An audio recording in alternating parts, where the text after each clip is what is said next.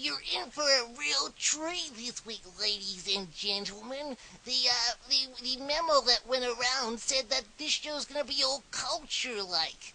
How different for us. I didn't think we could actually do culture here on this show. Here we go! But stiffen back or stiffen knee, you stand straight at Tiffany.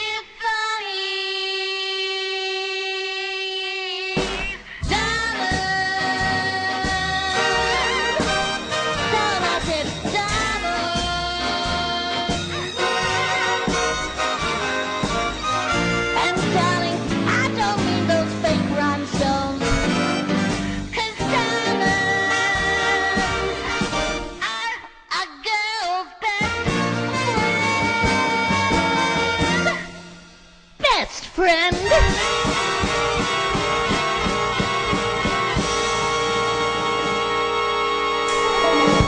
Wei, ni hao ma.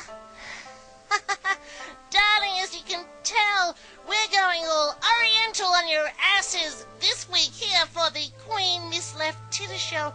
Because, of course, you know, it's the Beijing Olympics, they're in China, so we thought we'll embrace the Chinese culture and bring it to our cultured little show. Oh, how exciting. Let's just check if the team is ready.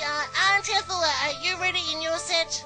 Oh, yes, we're ready, Queenie. We've had our takeaway Chinese, and now we're drinking some Chinese tea. We're ready for our Oriental show. Good. Now, Jock, are you ready to go all oriental on everybody's asses? Yes, Queen, we're ready to go here with this week's Oriental episode. I'm sure a lot of people would like Jock to do a lot of things to their asses too, but nonetheless, and Tam, the little purple cockroach, are you ready for this week's show? Was she talking to me? I'm ready too. Oh, good. Now you stay there backstage, because that's where you belong. You're a cockroach. You're not coming on the set. Anyway, darlings, let's get straight into this week's show.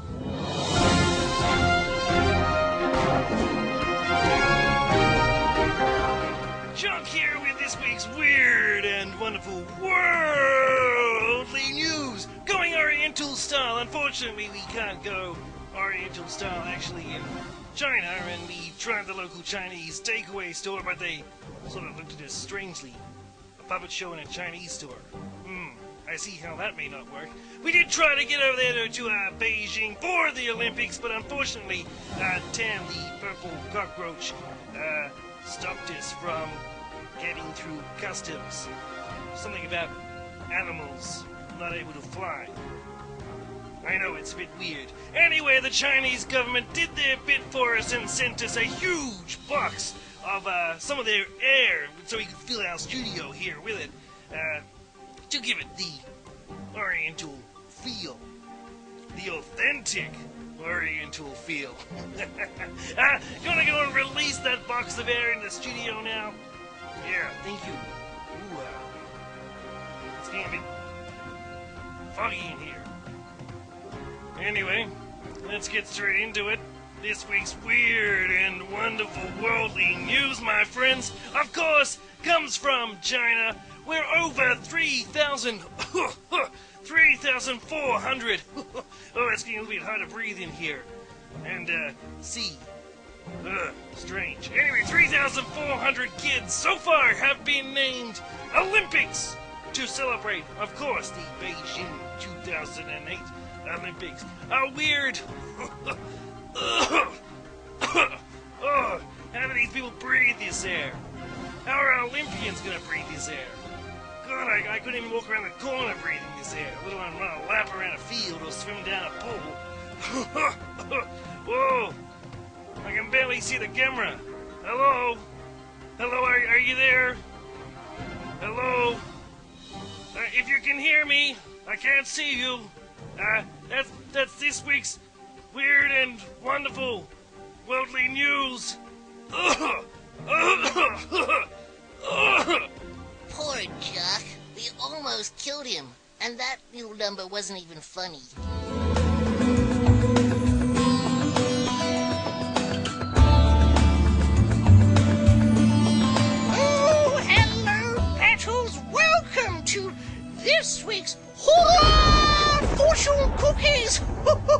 Oh, yes, we're doing things just a little differently this week to keep in the whole Oriental theme.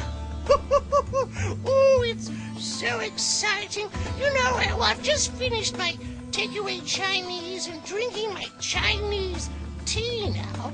But I used to work, funnily enough, as one of the writers for fortune cookies for our local takeaway Chinese restaurant. Yes! Oh, that was an interesting time in my life, Petals. But, I didn't last very long. I don't know why. They just said I wasn't fit for the job. I've got some of the older, fortune cookies that I wrote. Have a listen and tell me what you think. The first one, and I thought this was the best, was when you cracked open your fortune cookie, the fortune read, "Eat me." Oh, oh, and that people did. Oh. Whenever I get a fortune cookie, it always says on the piece of paper, "This insert has a protective coating." I don't get how that's predicting my future. Darlings, being the glamorous superstar that I am and the cultured diva that you all expect me to be, I am going to teach you some Chinese because, well, being the Beijing Olympics, all the Chinese people around the world are going to be celebrating big time, and it's only fair that we learn a little bit of their language so we can join in the fun. Are you ready to learn some Chinese phrases? All right. Ready? Okay, let's start with the first one. That's not right. When you translate that to Chinese, ready for it? Listen and learn. It's something wrong. That's not right. Something wrong. or how about this one? Did you go to the beach? Why you so tan? or it's very dark in here. Why so dim? or I thought you were going on a diet. Why you munching? or your body odor is offensive. You stinky boo.